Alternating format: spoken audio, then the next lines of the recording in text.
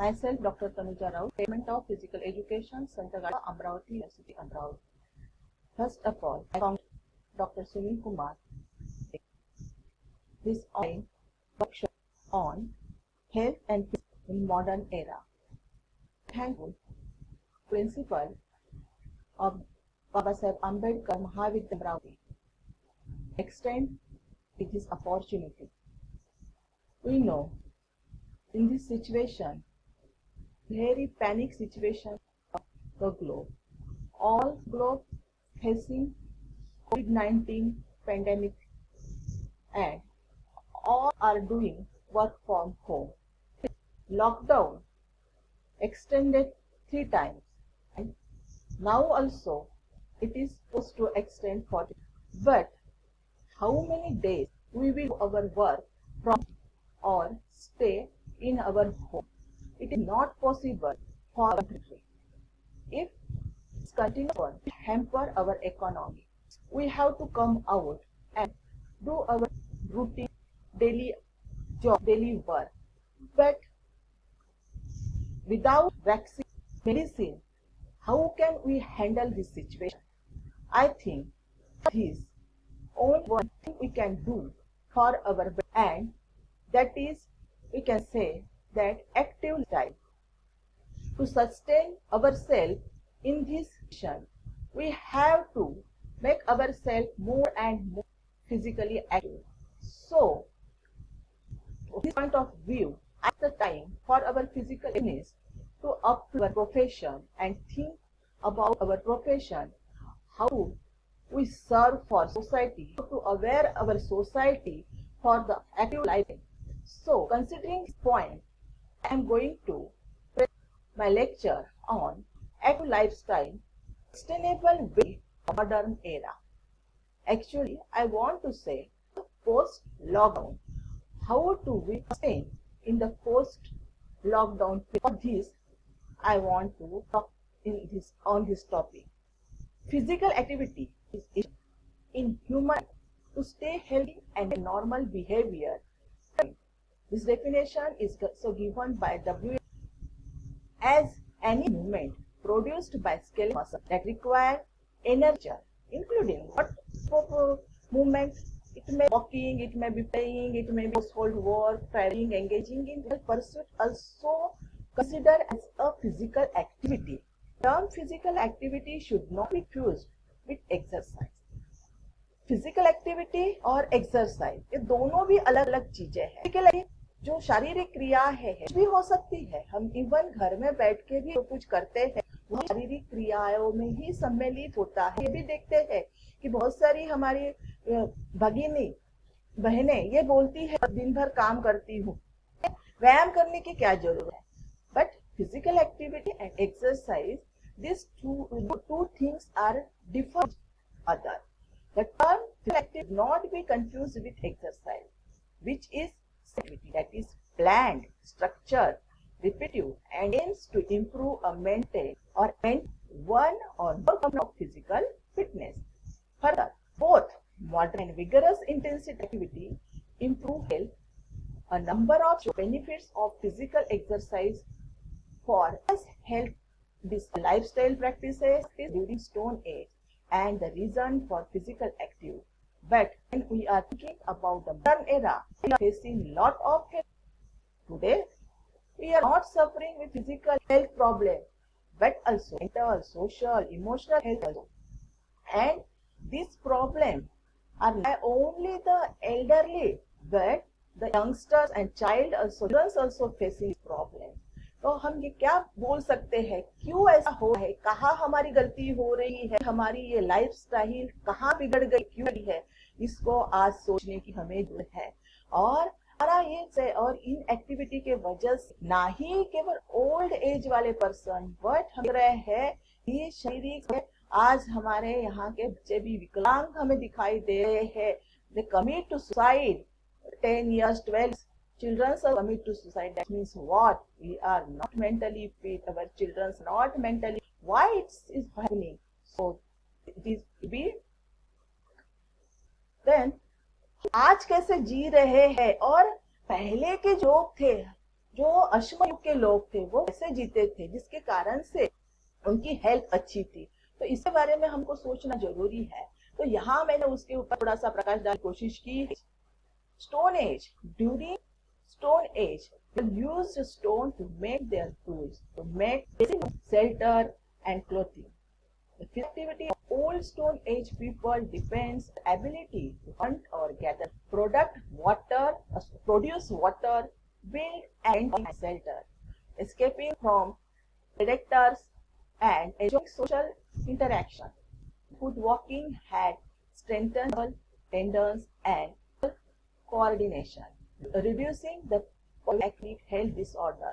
They prepare their balanced diet, preferably from natural sources, which are minimum processed. हम देखते हैं आज जो भी हम खाते हैं वह सब मिलते हैं। हम हमारे घर का खाना खाना तो हमने बिल्कुल छोड़ ही दिया है। पर्टिकुलरली जब हम हमारे बच्चे देखते हैं वह pizza burger, not childrens but also youngsters and adult also more interested in eating these types of food. They don't want to eat from food from their home.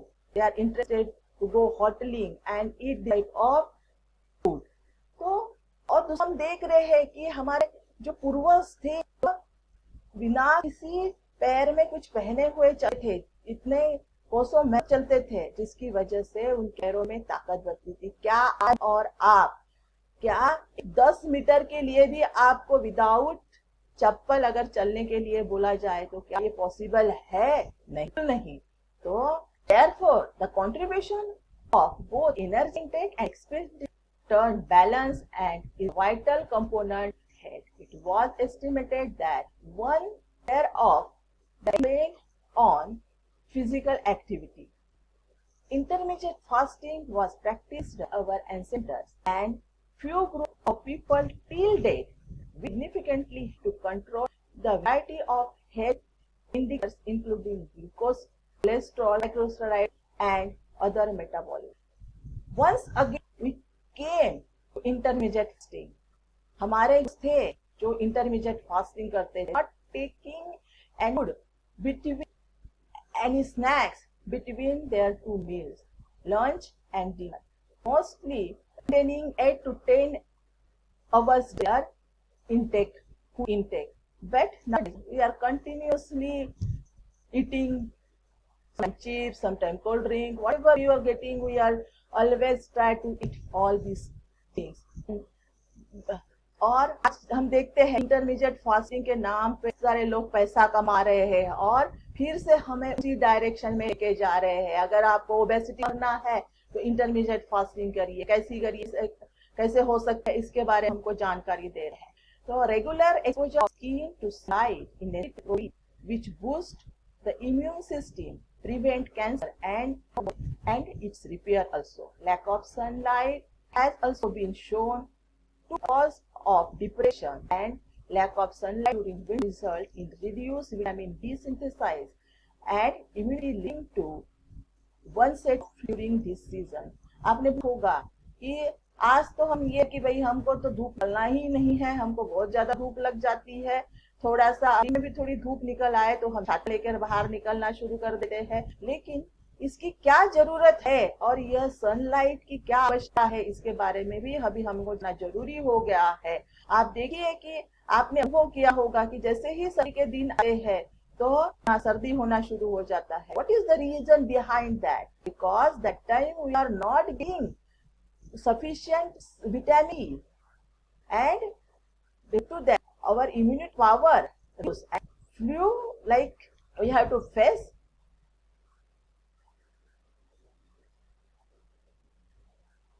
Now come to modern era.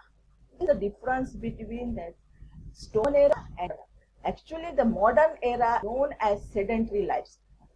In the modern era, advancement in technology has directed us to a lifestyle has resulted in marked decline in our regular food habits compared to our own stone age lifestyle. The activity over a longer of time has been identified risk factor for the non-communicable disease as heart disease, diabetes, cancer. The major reason for physical activity are to insufficient participation in physical activity, sedentary lifestyle, and increase us of increases urbanization such as violence, heavy traffic, lack of parks, walks, and sports and recreation center also will be the major reason for the decline of physical activity in this era. Our just in that, this is a, I want to give one example. अगर आपने देखा होगा और all of you are a sports person, you are फिजिकलिस्ट, जिंदगी में कभी ना कभी कुछ लोगों ने तो अनुभव किया होगा कि किसी का अगर या पैर फ्रैक्चर हो जाता है और उसका प्लास्टर जाता है, 21 दिन या 45 दिन का जब ये प्लास्टर चढ़ा है और हमको कंटिन्यूअसली वो हाथ या एक्टिव कंडीशन में होते हैं, जबकि हम देखते हैं हमारे हाथ और पैर ये सबसे ज्यादा एक्टिव रहते हैं, सबसे ज्यादा जो है हमारे इसमें हाथ और पैरों का ज्यादा करते हैं। तो ऐसे सिचुएशन में जब हम 21 दिन या 45 दिन के बाद में जब है और जब हम हाथ को या पैर को सीधा करने की कोशिश करते हैं, is possible? No, it's not possible. Why not? और अगर हम मूवमेंट भी करना चाहते हैं या आप दूसरा जो अच्छा आपका हेल्दी हाथ था या पैर था उसके साथ उसको कंपेयर करके देखिए, उसकी हाइपरट्रॉफी या उसकी स्ट्रेंथ आपको कम दिखाई देगी और वो स्ट्रेंथ रिगेन करने के लिए आपको कम से कम 2-4 महीने लग जाते हैं। दैट मीन्स व्हाट कि एक हाथ एक पैर अगर आप 21 या 45 दिन के लिए जब बांध के रखते हो, एक जगह पे सकते हो, तो वह आपको फिर से एक्टिव करने के लिए इतना सब जाता है। और हम तो अपनी पूरी जिंदगी बिना एक्टिव निकालना चाहते हैं और हम निकाल भी देते हैं, तो इसके दुष्परिणाम हमारे ऊपर इतने होंगे, इसके बारे में अब समय आ गया है। Physicality tends to increase with age and sedentary lifestyle are more likely to lead men.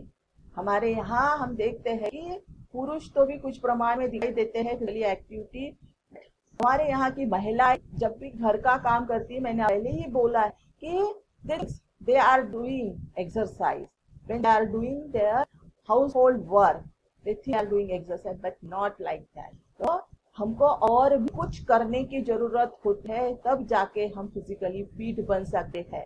The sedentary lifestyle has high calories rich such as grain and milk booster, vegetable oil with additive that may interfere with our metabolism, increase the glucose level in blood and further stored as a fat by the action of insulin. Chronic intake of food could lead to metabolic disorder. अब जब ऐसा ही हम बिल्कुल inactive रहेंगे और ऊपर से सब खाते रहेंगे तो मेटाबॉलिक डिसऑर्डर तो होनी है और इसका नतीजा हमें जिंदगी में आगे जिंदगी में भुगतना ही पड़ता है। अब हम देखते हैं कि हेल्थ एंड फिटनेस, जब हम बात कर रहे हैं एक्टिव लाइफस्टाइल की, तो क्या होगा ये एक्टिव लाइफस्टाइल की? तो we are think about health and fitness. हम देखते हैं कि हेल्थ एंड फिटनेस बहुत ऐसे है कि जो हेल्थ एंड फिटनेस को एक दूसरे को मिला कर देते हैं, लेकिन these two interrelated but they are having their own meaning and their own function. Most people believe healthy and being a fit are one and the same. In reality, they can be states of physical being, can be really fit, not very healthy, and you can be very healthy and not very fit. The best benefits are found with trying to balance out of both sides. This requires to identify the difference and health. जरूरी नहीं है मतलब healthy है, healthy है that's means हम बहुत ज्यादा fit है, क्योंकि हेल्थ यह बिल्कुल अलग है और फिटनेस यह अलग बात है। हम देखते हैं कि बहुत ऐसे इंटरनेशनल प्लेयर है तो जिनकी हेल्थ अच्छी ना होने के बाद फिटनेस के कारण वह पोजीशन जीतते हैं। आपने नाम सुना होगा टूर डी, सबसे बड़ी साइकिल की रेस 3500 किलोमीटर की रेस जो है, जिसको आर्मस्ट्रांग इन्होंने 5 बार जीता था और जो कि कैंसर पेशेंट थे। और भी बहुत सारे ऐसे उदाहरण है जिसमें हम देखें हेल्थ और फिटनेस यह दोनों डिफरेंट है। हेल्थ और फिटनेस किस प्रकार से अलग अलग है, फिर भी एक दूसरे के ऊपर डिपेंड है, इसके बारे में मैंने बताया। अब हेल्थ क्या चीज है? Being a physical educationist, I know that you all know the definition of health. Once again, I are given here. According to WHO, a state of complete physical, mental, and social well-being, and not merely the absence of disease or infirmity. यहाँ जो health की definition दी हुई है, it includes aging well, longevity, quality of life, freedom from pain. ये definition अगर दूसरे sense में हम सोचे तो यहाँ इस प्रकार से इसका मीनिंग निकलता है। लेकिन भले ही ये डेफिनेशन पूरे दुनिया में मशहूर है या सब उसको मानते हैं, लेकिन मुझे जो डेफिनेशन जो पसंद आती है वो डॉक्टर J.F. विलियम ने जो बताया है। यह जो सिंपल शब्दों में जो उसका जो मीनिंग निकलता है कि health is the quality of life which enables one to live most and serve best. अब यहाँ दो बातें यहाँ आती है, live most and serve best. live most जिंदा रहना है, जीना है बहुत समय के लिए, लेकिन जीना है, केवल जीना है। अगर आप खटिया पे पड़े हुए हैं और 80 साल तक वैसे ही पड़े हो तो आपके जीने को कोई मतलब रहेगा नहीं। तो इसमें जब तक सर्व बेस्ट जब तक नहीं लग जाता है, अच्छे तरीके से जीना या अच्छे प्रकार से अपने जीवन को व्यतीत करना, इसी को ही हम हेल्थ बोलेंगे। हाँ, लंबी उम्र जीना, लेकिन साथ में ही अच्छे तरीके से, हेल्दी तरीके से जीना, इसी को ही हम हेल्थ कहेंगे। यहाँ जो हेल्थ जो डेफिनेशन में जब बताया गया WHO के हेल्थ के जो डायमेंशन है, physical health, mental health, social health, emotional health, और एक और डायमेंशन जो जुड़ा हुआ है स्पिरिचुअल हेल्थ। यहाँ फिजिकल हेल्थी, किस व्यक्ति को हम फिजिकल हेल्थी बोलेंगे? Who is the physically healthy person? If someone included all this character, then we can say that the person is physically healthy. First is freedom from disease. If someone does not have any disease, just like diabetes, cancer or other disease, then we can say that he is physically healthy person. Good posture और physique, good posture और physique। अगर किसी के अंदर अलग अलग जो postural deformities है, कोई काइपोसिस है, किसी में लॉर्डोसिस है, स्कोलोसिस है, कुबड़ा है, एक तरफ झुका हुआ है, then we can't say the person is physically healthy.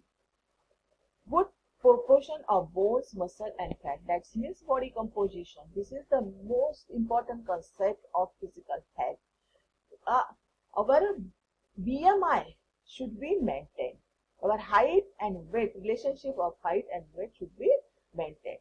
Normal bones, joint and muscles. Good organic condition and development. केवल ऊपर से, that means वो पोस्चर होके काम नहीं चलेगा। तो our organic system, our organic condition should be also good. That means all our system, inner system, body system, it may be digestive system, nervous system, whatever in our body, that system should be in good condition. Normal functioning of sense organ, physical education में बोलिए या physical activity में बोलिए, sense organs का अच्छा होना ये बहुत ज्यादा जरूरी है। और एक अच्छे जिंदगी के लिए, एक अच्छे लाइफ के लिए भी, एक हेल्दी पर्सन के लिए भी यह होना बहुत जरूरी है। Then coordination amongst all organs, efficient movement, that means efficient movement. Then emotional or mental health. Mental or emotional health refers to our overall psychological well-being.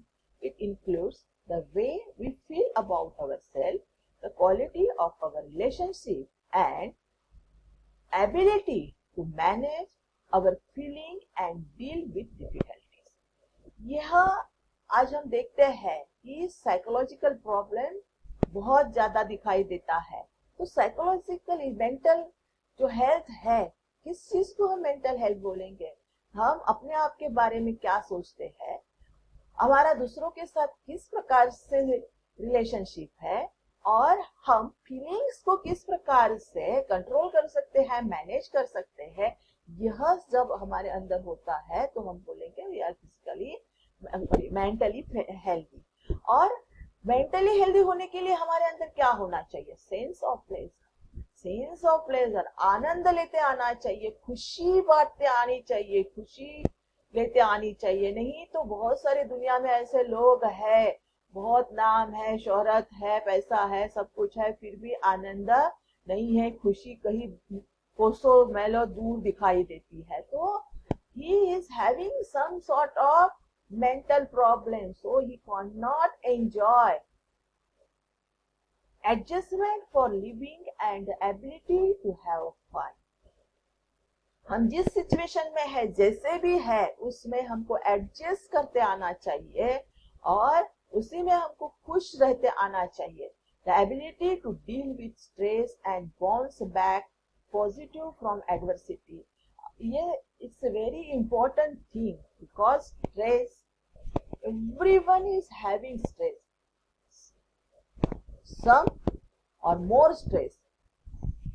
Someone are having stress, family stress, study stress, whatever is financial stress, but whatever stress we are facing, but we should know how to come back, bounce back and do our regular work well. Yeah, this is the ability of mental health. A sense of meaning and purpose in both their activities and their relationship. A balance between work, play and rest. उसको अपने अपने balance बनाते आने चाहिए, तो ये हम बोलेंगे ये मेंटली हेल्थी है। The feasibility to learn new things and adapt to change. जो भी change, whatever changes happen in our life, हम उसको एक्सेप्ट करने के पात्र होने चाहिए, हमको उसको लेते आना चाहिए।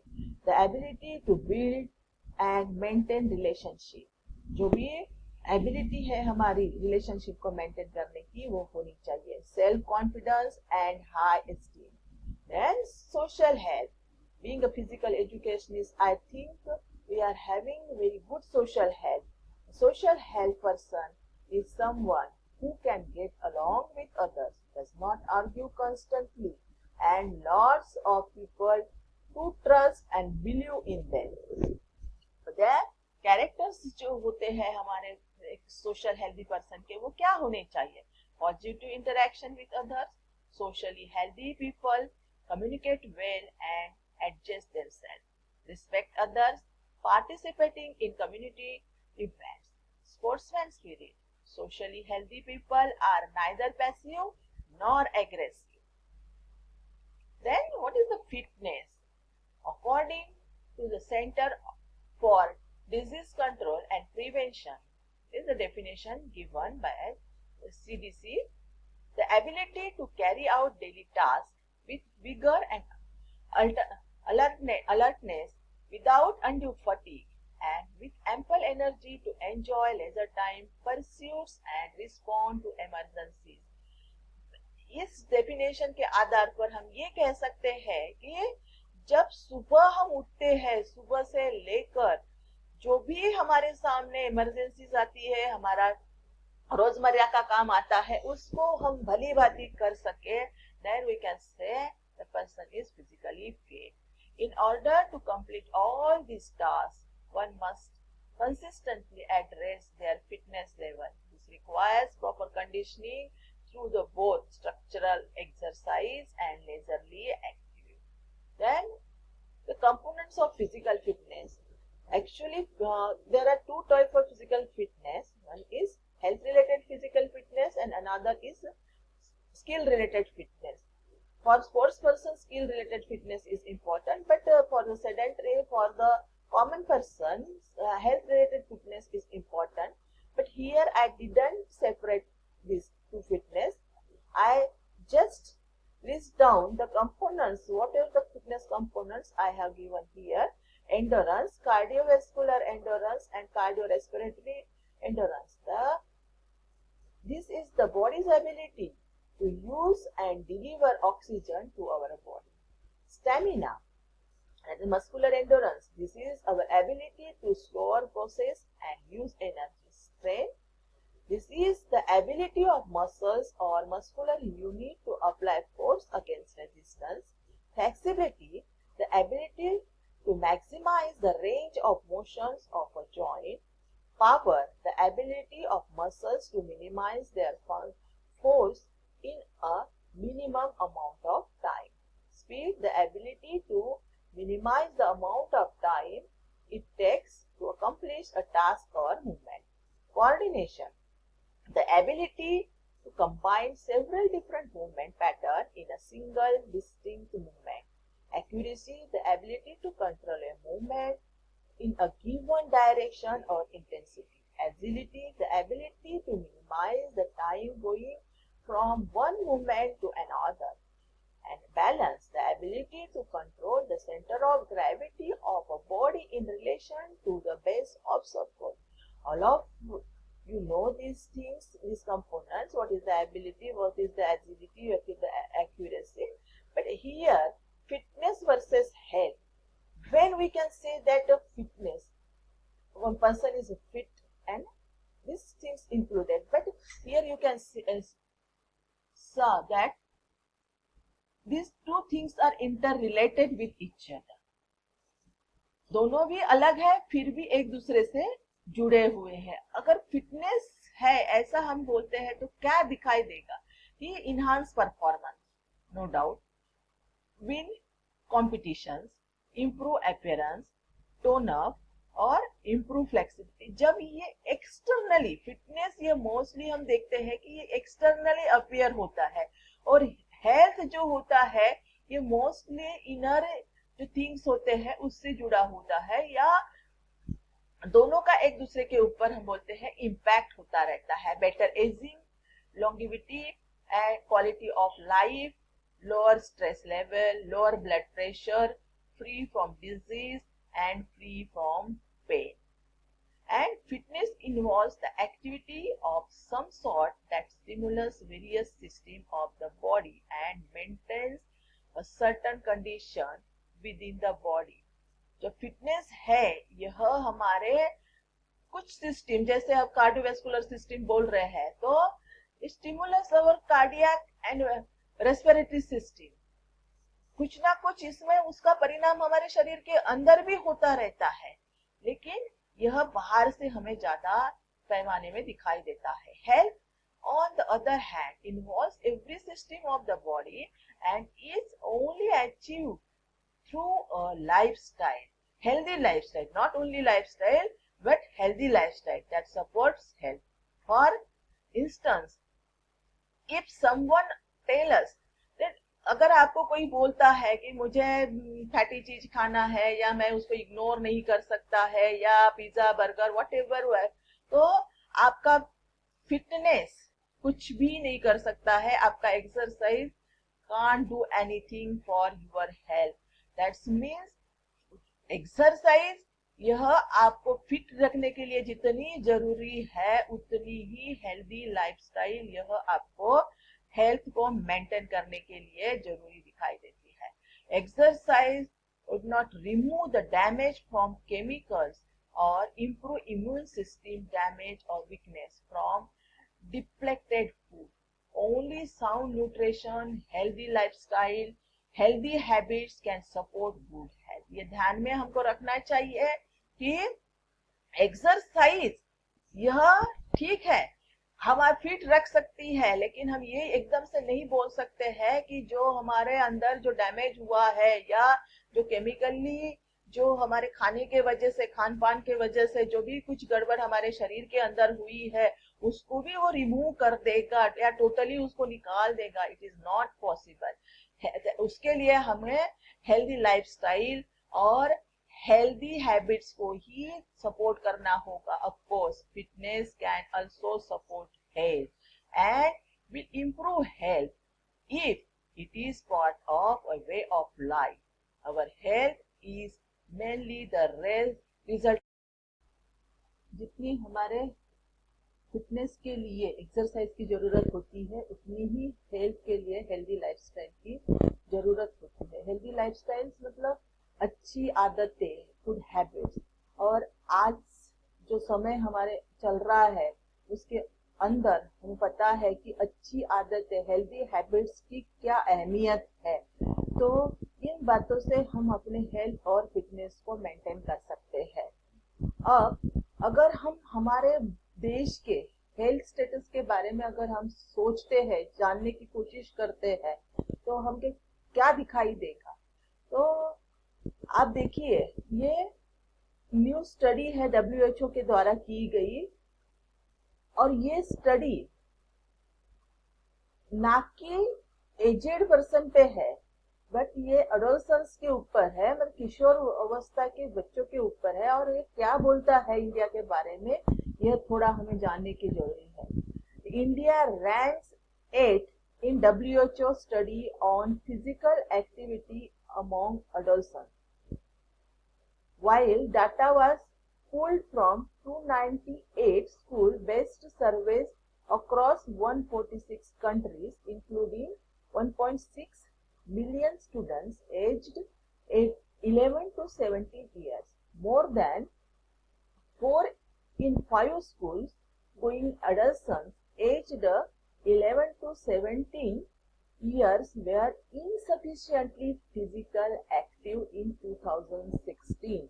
This is the report of 2016 which is given by the WHO, and what it said in that report, you can say 8 in WHO study, 8, don't get excited, 8 खुश होने की जरूरत नहीं है, 8 है। लेकिन ये 8 कौन सा है, जो इनसफिशिएंट लोग हैं, मतलब जो लोएस्ट जो है फिजिकल एक्टिविटी के बारे में, जो लोएस्ट लोग जो है, या लोएस्ट जो कंट्री है, उसमें से नीचे से 8वें नंबर पे हमारे भारत देश का नाम आता है, नंबर आता है। मतलब अगर एक्टिव के हिसाब से देखें, कि फिजिकली एक्टिव के हिसाब से देखें, तो 138 नंबर, 138 नंबर पे हमारा इंडिया हमको दिखाई देगा।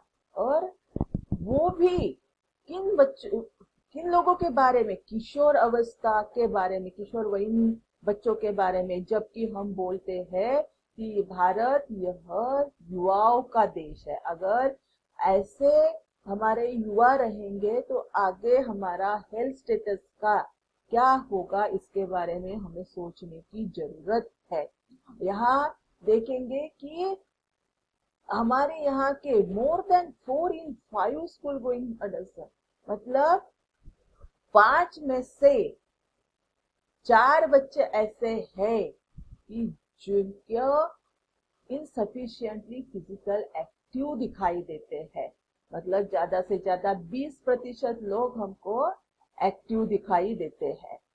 अब इसके अंदर क्या ये बताया गया है, इस find that more than 80% of school-going adolescents globally did not meet current recommendation of at least 1 hour of physical activity per day. इसमें 80% बच्चे ऐसे हैं कि जो बताया गया है WHO का जो रिकमेंडेशन है कि कम से कम एक दिन में 1 घंटे के लिए फिजिकल एक्टिविटी होनी चाहिए। उसमें भी 80% से ज्यादा बच्चे या 80% बच्चे उसमें भी हिस्सा नहीं लेते हैं, including 85% of girls and 78% of boys. Yet amongst 146 countries, the lowest level of insufficient physical activity in boys were found in Bangladesh, India and USA. In 2016, Philippines was the country with the highest prevalence of insufficient activity among boys, that is 93%। मतलब Philippines जो सबसे नीचे insufficient लड़कों के हिसाब से था, whereas South Korea showed highest level amongst the girls, that is 97%, and both gender combined 94%. मतलब कितनी दयनीय परिस्थिति हमारी है, इसके बारे में हमको सोचना चाहिए। और आफ्टर लॉकडाउन हमको फिजिकल हेल्थ को मेंटेन करने की बहुत जरूरत है, हेल्थ को मेंटेन करने की बहुत जरूरत है। क्योंकि क्यों इसकी जरूरत है उसको हम आगे देखते हैं कि जो डब्ल्यूएचओ द्वारा जो रिकमेंडेशन दिया हुआ है कि कितनी एक्टिविटी किस उम्र के लोगों ने कितना करना चाहिए, उसके बारे में यहाँ रिकमेंडेशन दिया है। चिल्ड्रंस जो है 60 minutes of moderate to vigorous activity daily including play and sports। adults जो है 18 से 64 के लिए walking, gardening, hiking, swimming, walking, household play, games, sports और planned exercise at least 150 minutes of moderate intensity और at least 75 minutes of vigorous intensity aerobic physical activity throughout the week.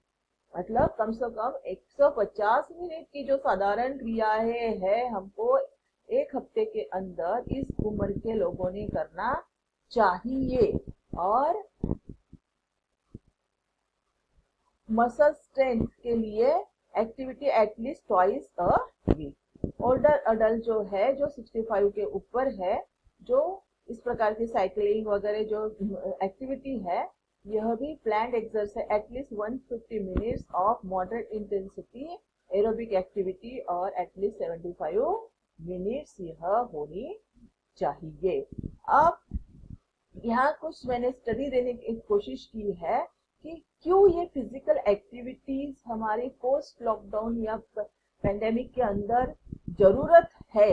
क्या हो सकता है अगर हम फिजिकली एक्टिव रहे तो क्या फर्क पड़ सकता है हमारे सस्टेनेबिलिटी में। How can we sustain with the help of physical activeness. तो यहाँ कुछ स्टडी दी हुई है US National Library for Medicine, exercise and immunity, इनके द्वारा जो दी हुई है। तो इसमें battling another cough or cold, feeling tired all the time, you may feel better if you take a daily walk or follow a simple exercise routine a few times a week। तो यह बताता है कि जैसे कफ वगैरह का, feeling tired, ऐसे अगर कुछ सिम्टम्स हमको दिखाई देता है तो इसके लिए अगर हम कुछ समय के लिए वीक में एक्टिविटी करते हैं तो इससे हमको आराम मिल सकता है। फिजिकल एक्टिविटी में help flush bacteria out of the lung and airways. This में reduce our chance of getting a cold, flu और अदर इलनेस। तो जिनके कारण हमको एक कोल्ड, फ्लू हो सकता है, ऐसे बैक्टीरिया को फ्लश करने का काम भी यह कर सकता है। Exercise causes change in antibodies and white blood cells। WBC जो है, WBC are the body's immune system cells that fight disease। These antibodies or WBC circulated more rapidly, so they could detect illness earlier than they might have before। तो अगर exercise करते हैं तो यह rapidly हमारे शरीर में एक्टिवेट होते हैं और जिसकी वजह से जल्दी बीमारी का पता लगा सकते हैं। However, no one knows whether these change help prevent infection। Actually ये हम कंफर्म नहीं बोल सकते हैं इस स्टडी के हिसाब से, बट कुछ हद तक यह हमको रिलीफ दे सकता है। The brief rise in body temperature during and right after exercise may prevent bacteria from growing। This temperature rise may help the body fight infection better। Temperature जब हम एक्सरसाइज करते हैं हमारा बॉडी टेम्परेचर बढ़ जाता है और जिसके कारण बैक्टीरिया से प्रिवेंट करने की क्षमता हमको मिल सकती है, ऐसा कहा जाता है। Exercise slow down the release of stress hormone. Some stress increases the chance of illness. Lower stress hormones may protect against illness. This are the next study American journals में दी हुई है। Both exercise and nutrition can influence immunity and resist to infection across a wide spectrum of population. यह भी इसमें बताया गया है कि इसके कारण हम कैसे negative consequences of this age related immune dysfunctionings, although this evidence remain preliminary at present. क्योंकि अगर अभी के सिचुएशन की हम बात करेंगे तो यह इम्यून सिस्टम बढ़ाता ही है ऐसा बोलना यहाँ मुश्किल है, लेकिन फिर भी कुछ हद तक ये हमको मदद कर सकता है। ये बिल्कुल रिसेंट स्टडी है, 30 मार्च की है और यह कोविड के ऊपर की है। Infection is explore paramount that we find creative way to exercise while maintaining social distancing and proper hygienic circumstances. So while exercise may not prevent us from becoming infected if exposed, it is likely that keeping active will boost our immune system to help minimize the delayed effect of virus.